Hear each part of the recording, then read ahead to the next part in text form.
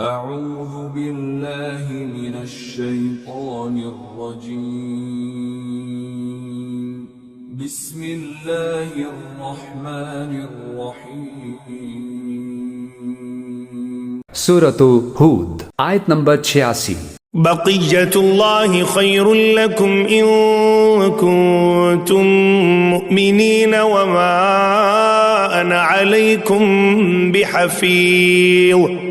ترجمہ: اگر تم میری بات مانو تو لوگوں کا حق ان کو دینے کے بعد جو کچھ اللہ کا دیا بچ رہے وہ تمہارے حق میں کہیں بہتر ہے، اور اگر نہ مانو تو میں تم پر پہرے دار مقرر نہیں ہوا ہوں۔ تفسیر: یعنی میرا کوئی زور تم پر نہیں ہے، میں تو بس ایک خیرخواہ ناصح ہوں، زیادہ سے زیادہ اتنا ہی کر سکتا ہوں کہ تمہیں سمجھا دوں، آگے تمہیں اختیار ہے، چاہے مانو چاہے نہ مانو۔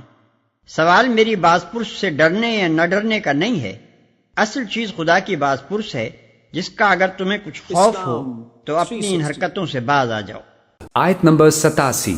قالوا يا شعيب أصلاتك تأمرك أن نترك ما يعبد آباؤنا أو أن نفعل في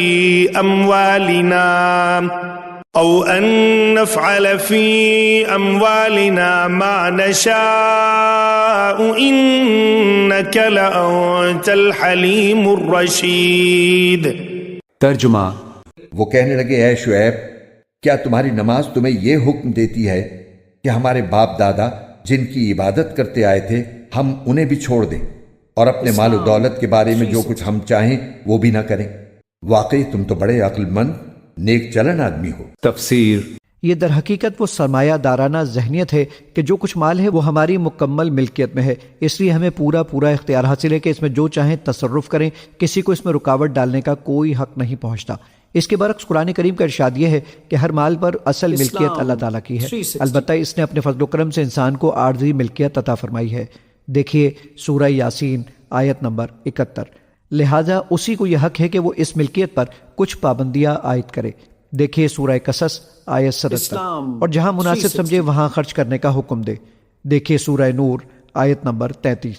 اللہ تعالیٰ کی طرف سے یہ پابندیاں اس لیے عائد کی جاتی ہیں تاکہ ہر شخص اپنی دولت کا حصول اور خرچ ایسے صحت مند طریقے پر کرے کہ معاشرے میں ہر ایک کو یکساں مواقع حاصل ہوں، کوئی کسی پر ظلم نہ کر سکے اور معاشرے میں دولت کی تقسیم منصفانہ ہو سکے۔ آیت نمبر 88۔ قال يا قوم أرأيتم إن كنت على بينة من ربي ورزقني منه رزقا حسنا وما أريد أن أخالفكم إلى ما أنهاكم عنه إن أريد إلا الإصلاح ما استطعت وما توفيقي إلا بالله عليه توكلت وإليه أنيب۔ ترجمہ: شعیب نے کہا، اے میری قوم کے لوگو، ذرا مجھے یہ بتاؤ کہ اگر میں اپنے پروردگار کی طرف سے ایک روشن دلیل پر قائم ہوں اور اس نے خاص اپنے پاس سے مجھے اچھا رزق عطا فرمایا ہے تو پھر میں تمہارے غلط طریقے پر کیوں چلوں؟ اور میرا ایسا کوئی ارادہ نہیں ہے کہ میں جس بات سے تمہیں منع کر رہا ہوں تمہارے پیچھے جا کر وہی کام خود کرنے لگوں۔ میرا مقصد اپنی استطاعت کی حد تک اصلاح کے سوا کچھ نہیں ہے، اور مجھے جو کچھ توفیق ہوتی ہے صرف اللہ کی مدد سے ہوتی ہے، اسی پر میں نے بھروسہ کر رکھا ہے اور اسی کی طرف میں ہر معاملے میں رجوع کرتا ہوں۔ تفسیر: اس رزق سے مراد کھانے پینے وغیرہ کا سامان بھی ہو سکتا ہے۔ اس صورت میں مطلب یہ ہوگا کہ جب اللہ تعالیٰ نے سیدھے طریقے سے مجھے رزق عطا فرمایا ہے تو میں اس کے حصول کے لیے وہ غلط طریقے کیوں اختیار کروں جو تم کرتے ہو، اور رزق سے یہاں مراد نبوت بھی ہو سکتی ہے۔ آیت نمبر 89۔ وَيَا قَوْمِ لَا يَجْرِمَنَّكُمْ شِقَاقِي أَن يُصِيبَكُم مِّثْلُ مَا أَصَابَ قَوْمَ نُوحٍ أَوْ قَوْمَ هُودٍ أَوْ قَوْمَ صَالِحٍ وَمَا قَوْمُ لُوطٍ مِّنكُم بِبَعِيدٍ۔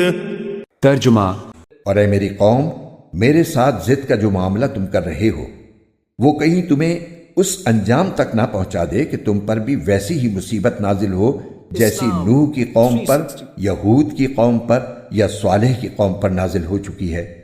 اور لوط کی قوم تو تم سے کچھ دور بھی نہیں ہے۔ تفسیر یعنی قوم لوط کا واقعہ تو ابھی تازہ ہی ہے اور تمہارے قریب ہی کے علاقے میں پیش آ چکا ہے۔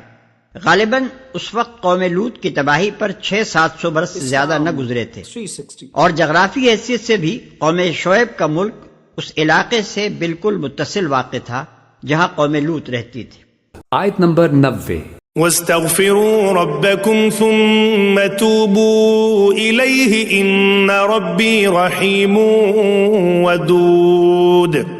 ترجمہ تم اپنے رب سے معافی مانگو پھر اسی کی طرف رجوع کرو، یقین رکھو کہ میرا رب بڑا مہربان بہت محبت کرنے والا ہے۔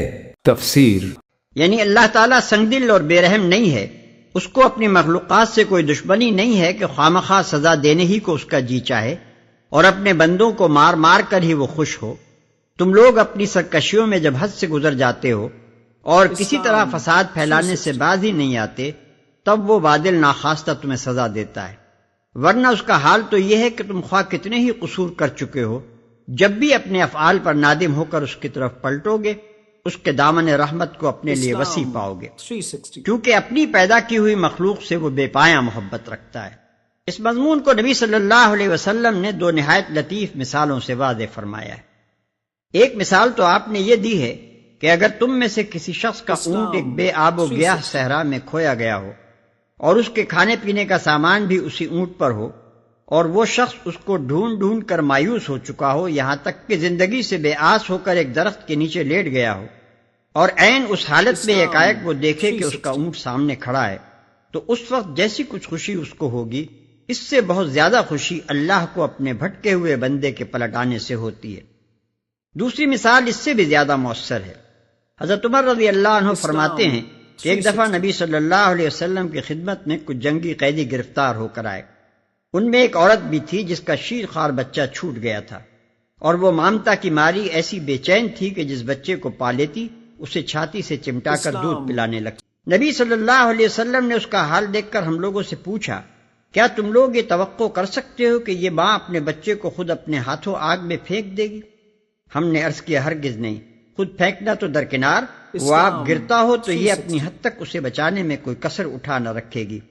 فرمایا، اللہ کا رحم اپنے بندوں پر اس سے بہت زیادہ ہے جو یہ عورت اپنے بچے کے لیے رکھتی ہے۔ اور ویسے بھی غور کرنے سے یہ بات بخوبی سمجھ میں آ سکتی ہے، وہ اللہ تعالیٰ ہی تو ہے جس نے بچوں کی پرورش کے لیے ماں باپ کے دل میں محبت پیدا کی ہے۔ اب ہر شخص خود سمجھ سکتا ہے کہ جو خدا محبت مادری اور شفقت پدری کا خالق ہے، خود اس کے اندر اپنی مخلوق کے لیے کیسی کچھ محبت موجود ہوگی۔ آیت نمبر 91۔ قالوا يا شعيب ما نفقه كثيرا مما تقول وإنا لنراك فينا وعيفا ولولا رهتك لرجمناك وما أنت علينا بعزيز۔ ترجمہ وہ بولے، اے شعیب، تمہاری بہت سی باتیں تو ہماری سمجھ میں ہی نہیں آتی، اور ہم دیکھ رہے ہیں کہ تم ہمارے درمیان ایک کمزور آدمی ہو، اور اگر تمہارا خاندان نہ ہوتا تو ہم تمہیں پتھر مار مار کر ہلاک کر دیتے، ہم پر تمہارا کچھ زور نہیں چلتا۔ تفسیر تیری بہت سی باتیں تو ہماری سمجھ ہی میں نہیں آتی۔ یہ سمجھ میں نہ آنا کچھ اس بنا پر نہ تھا کہ حضرت شعیب علیہ السلام کسی غیر زبان میں کلام کرتے تھے، یا ان کی باتیں بہت مغلق اور پیچیدہ ہوتی تھیں۔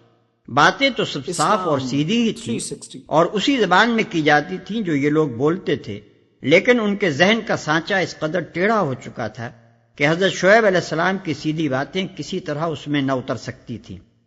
تیرا بلبوتا تو اتنا نہیں ہے کہ ہم پر بھاری ہو۔ یہ بات پیش نظر رہے کہ بعین ہی یہی صورتحال ان آیات کے نزول کے وقت مکے میں درپیش تھی۔